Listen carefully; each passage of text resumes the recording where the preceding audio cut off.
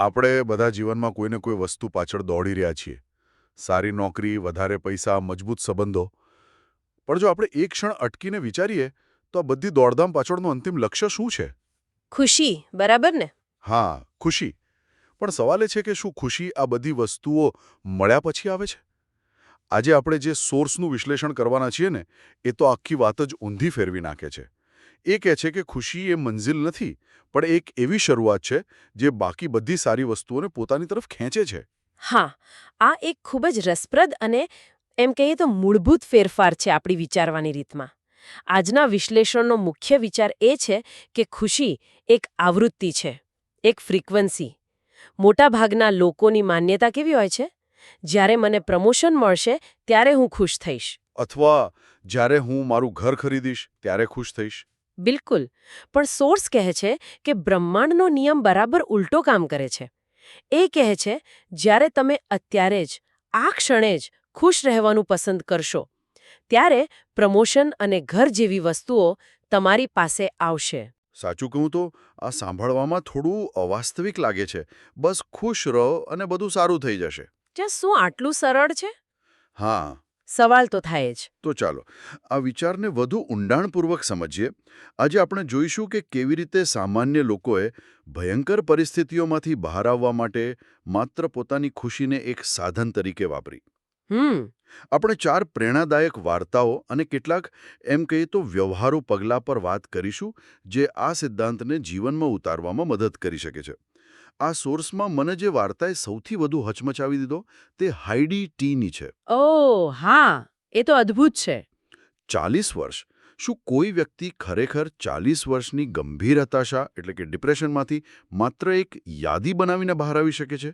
શરૂઆતમાં મને પણ આ વાત પર વિશ્વાસ નહોતો થયો. સ્વાભાવિક છે. હાઇડીનું જીવન એકદમ ભાંગી પડ્યું હતું. તે આત્મહત્યાના પ્રયાસો કરી ચૂકી હતી. તેને જીવનનો કોઈ અર્થ જ નહોતો દેખાતો. પછી તેના હાથમાં ધ સિક્રેટ પુસ્તક આવે છે અને તે એક પ્રયોગ કરવાનું નક્કી કરે છે.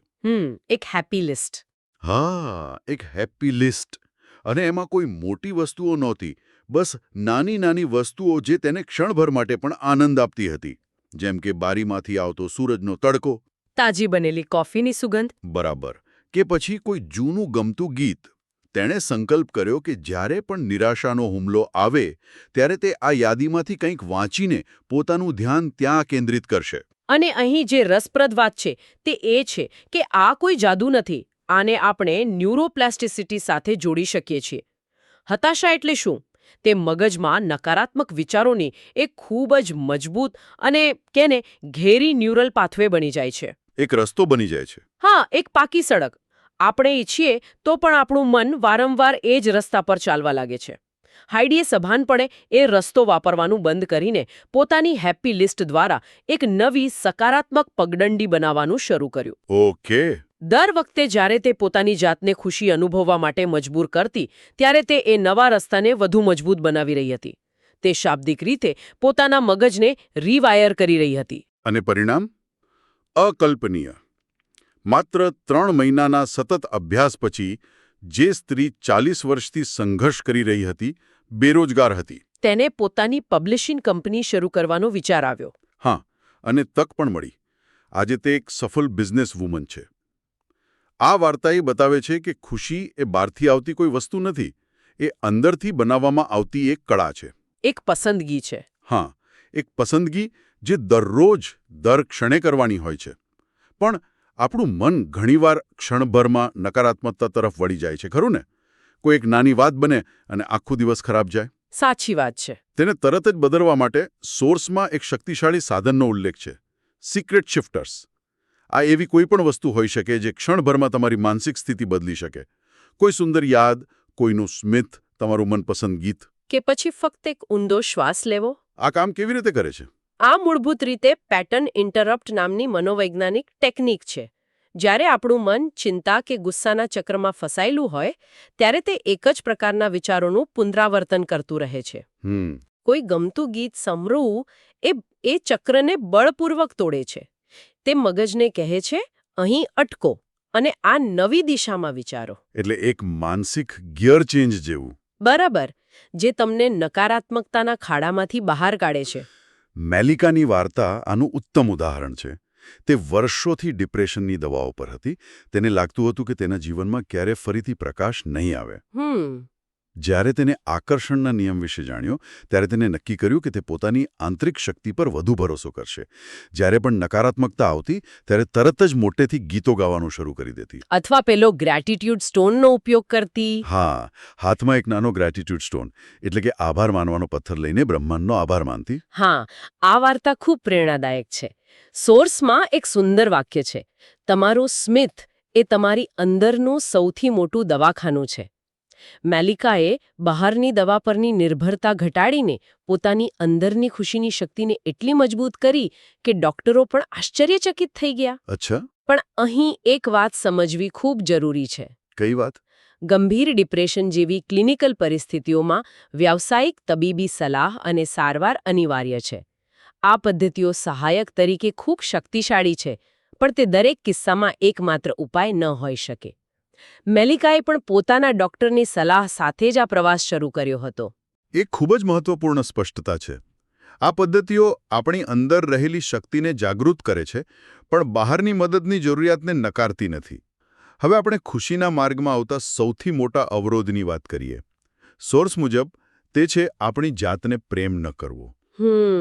આત્મપ્રેમનો અભાવ. હા, ટ્રેસીની વાર્તા આપણને આ ઊંડાણપૂર્વક સમજાવે છે. તેનું બાળપણ અત્યાચાર અને અપમાનમાં વીત્યું હતું, જેના કારણે તેના મનમાં એક ઊંડી માન્યતા ઘર કરી ગઈ હતી કે તે પ્રેમને લાયક જ નથી. અને જો આપણે આને મોટા ચિત્ર સાથે જોડીએ તો આ આકર્ષણના નિયમનો પાયો છે. આપણે જે વિચારીએ છીએ તે નથી આકર્ષતા, પણ આપણે જે માનીએ છીએ ને તે આકર્ષીએ છીએ. ઓકે. જો તમે અંદરથી એવું માનતા હોવ કે તમે લાયક નથી, કે તમે પ્રેમ કે ખુશીને પાત્ર નથી, તો તમે બહારથી પણ એવી જ પરિસ્થિતિઓ અને એવા જ લોકોને આકર્ષિત કરશો જે તમારી આ માન્યતાને સાચી સાબિત કરે. એટલે આપણે અજાણતા જ સારી વસ્તુઓ માટે દરવાજા બંધ કરી દઈએ છીએ. બિલકુલ. પણ શું માત્ર અરીસામાં જોઈને હું તને પ્રેમ કરું છું કહેવાથી વર્ષોના આઘાતને મટાડી શકાય છે? આ પ્રક્રિયા ખરેખર કેવી રીતે કામ કરે છે? ટ્રેસીએ આ જ પ્રયોગ કર્યો. તેણે અરીસામાં જોઈને પોતાની જાતને કહેવાનું શરૂ કર્યું, હું તને પ્રેમ કરું છું, તું સુંદર છે. અને શરૂઆતમાં કેવું લાગ્યું હશે? તેને જુઠ્ઠાણું લાગ્યું. તે રડી પડતી, કારણ કે તે આ વાત પર વિશ્વાસ જ નહોતી કરી શકતી. આ એકદમ સ્વાભાવિક પ્રતિક્રિયા છે, કારણ કે આ પ્રક્રિયા માત્ર શબ્દો બોલવાની નથી, પણ વર્ષો જૂની ઊંડી કોતરાયેલી માન્યતાને પડકારવાની છે. જ્યારે તમે વારંવાર કંઈક નવું કહો છો, જે તમારી જૂની માન્યતાથી વિપરીત હોય, ત્યારે મગજમાં એક કોગ્નિટિવ ડિસોનન્સ ઊભી થાય છે. જ્ઞાનાત્મક અસંગતતા. હા, મગજને આ વિરોધાભાસ ગમતો નથી. સમય જતાં જો તમે નવા વિચાર પર મક્કમ રહો તો મગજ ધીમે ધીમે જૂની માન્યતાને છોડીને નવીને સ્વીકારવાનું શરૂ કરે છે. એટલે ટ્રેસીએ દરરોજ આ અભ્યાસ કરીને પોતાની ઓળખને જ બદલી નાખી. હા, તેણે પોતાની સેલ્ફ ઇમેજ બદલી. અને જેવી તેની પોતાની જાત પ્રત્યેની ભાવના બદલાઈ, તેના જીવનમાં ચમત્કાર થયો. તેની આસપાસના લોકોનો વ્યવહાર બદલવા લાગ્યો. તેને એવા મિત્રો મળ્યા જે તેનું સન્માન કરતા હતા, અને અંતે તેને એક એવો જીવનસાથી મળ્યો જે તેને બરાબર એ જ રીતે પ્રેમ કરતો હતો જે રીતે તે હવે પોતાની જાતને કરવા લાગી હતી. આ બતાવે છે કે ખુશીનું રહસ્ય એ છે કે પહેલા પોતાની અંદર પ્રેમનો સ્ત્રોત બનવું પડે છે. બરાબર. જ્યારે તમે પ્રેમ માટે બીજા પર નિર્ભર રહો છો ત્યારે તમે હંમેશા ખાલીપો અનુભવશો. પણ જ્યારે તમે જાતે જ પ્રેમનો સ્ત્રોત બનો છો ત્યારે તમે એટલા ભરાઈ જાઓ છો કે પ્રેમ આપોઆપ તમારામાંથી વહેવા લાગે છે. અને પછી સંબંધો જરૂરિયાત નથી રહેતા. ના, એ આનંદની વહેંચણી બની જાય છે. અને આ આનંદ વહેંચવાથી વધે છે. ડાયનાની વાર્તા આ વાતને ખૂબ જ સુંદર રીતે સાબિત કરે છે.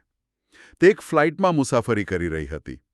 તેની પાસે આરામદાયક સીટ હતી. તેણે જોયું કે એક માતા નાના બાળક સાથે ખૂબ જ સંઘર્ષ કરી રહી હતી. બાળક રડતું હતું અને તે ખૂબ જ પરેશાન હતી. આપણે ઘણીવાર આવું જોઈએ છીએ. હા, અને ડાયનાએ કોઈ વિચાર કર્યા વગર પોતાની આરામદાયક સીટ તે સ્ત્રીને આપી દીધી. તેને જે આંતરિક શાંતિ અને આનંદ મળ્યો તે તો ખરો જ, પણ પછી જે થયું તે અદ્ભુત હતું. પેલું ઇન્સ્ટન્ટ કર્માવાળું. હા, થોડી જ મિનિટોમાં ફ્લાઇટ એટેન્ડન્ટ આવી અને ડાયનાને કહ્યું, તમારા આ કાર્યથી અમે પ્રભાવિત થયા છીએ. શું તમે બિઝનેસ ક્લાસમાં અપગ્રેડ થવાનું પસંદ કરશો? વાહ, સોર્સ આને ઇન્સ્ટન્ટ કર્મા કહે છે, પણ આપણે તેને મનોવિજ્ઞાનની દ્રષ્ટિએ પણ સમજી શકીએ છીએ. જ્યારે આપણે નિસ્વાર્થપણે કોઈની મદદ કરીએ છીએ ત્યારે આપણા શરીરમાં ઓક્સિટોસિન અને ડોપામાઇન જેવા ફીલ ગુડ હોર્મોન્સનો સ્ત્રાવ થાય છે. અચ્છા. આને હેલ્પર્સ હાઈ કહેવાય છે. આ સુખદ માનસિક સ્થિતિ આપણને વધુ સકારાત્મક, ખુલ્લા અને તકો પ્રત્યે વધુ ગ્રહણશીલ બનાવે છે. એટલે બની શકે કે બિઝનેસ ક્લાસમાં સીટ ખાલી જ હતી પણ. હા, પણ ડાયનાની સકારાત્મક ઉર્જા અને તેના કાર્યે ફ્લાઇટ એટેન્ડન્ટનું ધ્યાન ખેંચ્યું. તમે જે આપો છો તે જ અનેક ગણું થઈને તમારી પાસે પાછું આવે છે, કદાચ અલગ સ્વરૂપમાં. તો આ બધી વાર્તાઓ પરથી આપણે શું શીખી શકીએ? આ જ્ઞાનને જીવનમાં કેવી રીતે ઉતારી શકાય? ચાલો હવે એ વ્યવહારુ પગલાં પર વાત કરીએ જે સોર્સમાં આપવામાં આવ્યા છે. હા, એ બહુ જરૂરી છે. પહેલું પગલું છે વર્તમાનમાં જીવો. પણ આ કહેવું સહેલું છે, કરવું ખૂબ અઘરું છે. સાચી વાત છે. આપણું મન સતત ભૂતકાળના અફસોસ અને ભવિષ્યની ચિંતાઓમાં ભટકતું રહે છે. તો એના માટે શું કરી શકાય? એક સરળ ટેકનિક છે જેને ગ્રાઉન્ડિંગ કહેવાય છે. જ્યારે પણ મન ભટકે ત્યારે તરત જ તમારી આસપાસની 5 વસ્તુઓ જુઓ જે તમે જોઈ શકો, 4 વસ્તુઓ જેને તમે સ્પર્શી શકો, 3 અવાજ જે તમે સાંભળી શકો, હા, 2 સુગંધ જે તમે સૂંઘી શકો અને 1 વસ્તુ જેનો તમે સ્વાદ લઈ શકો. આ 5 ઇન્દ્રિયોનો અભ્યાસ તમારા મનને તરત જ ભટકતા અટકાવીને વર્તમાન ક્ષણમાં પાછું લાવે છે. વાહ, આ તો તરત કરી શકાય એવી ટેકનિક છે. બીજું પગલું છે નકારાત્મક વિચારોને અવગણો. પણ ઘણીવાર નકારાત્મક વિચારો એટલા જોરથી આવે છે કે તેને અવગણવા અશક્ય લાગે છે. એવું લાગે છે કે તે જ સત્ય છે. અહીં સમજવું જરૂરી છે કે તમારા મનમાં આવતા દરેક વિચાર પર ધ્યાન આપવું જરૂરી નથી. વિચારો વાદળો જેવા છે, આવે છે અને જાય છે. તમે આકાશ છો, વાદળ નહીં. સરસ ઉપમા છે.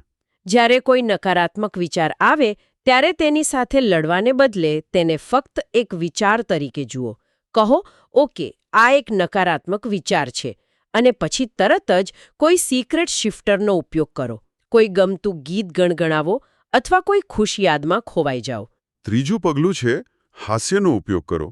આ થોડું વિચિત્ર લાગે છે. જ્યારે મન ઉદાસ હોય ત્યારે હસવું કેવી રીતે?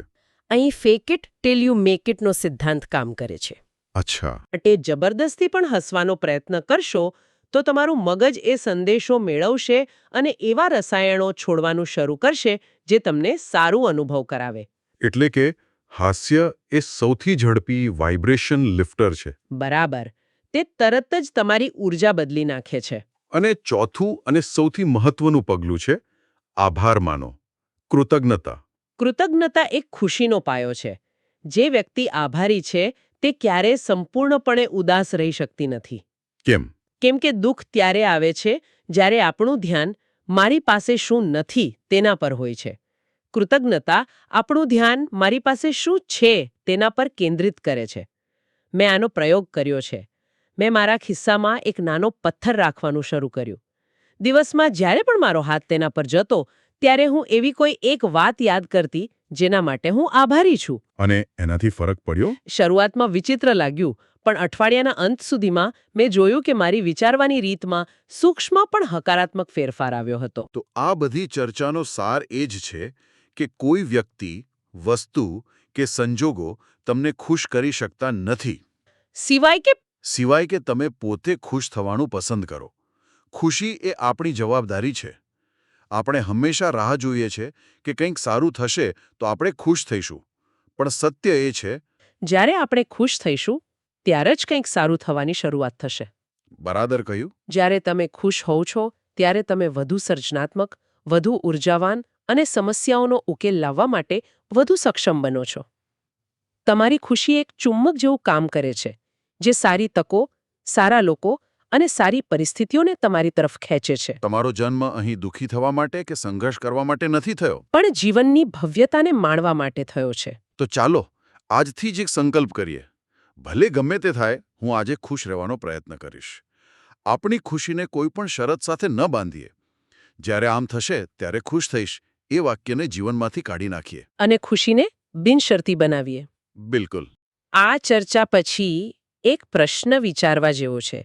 આપણે બધાએ આજે ખુશીના સ્નાયુને મજબૂત કરવા માટે એક નાનકડો વ્યાયામ કરવો જોઈએ. સોર્સમાં જણાવેલ સિક્રેટ શિફ્ટરમાંથી એવું કયું એક નાનું પગલું છે, પછી ભલે તે કોઈ ગમતું ગીત સાંભળવું હોય, કોઈ જૂની તસવીર જોવી હોય કે કોઈ પ્રિય વ્યક્તિને યાદ કરવી હોય, જેનો ઉપયોગ આજે માત્ર 1 મિનિટ માટે આ ખુશીની આવૃત્તિ પર પાછા આવવા માટે કરી શકાય.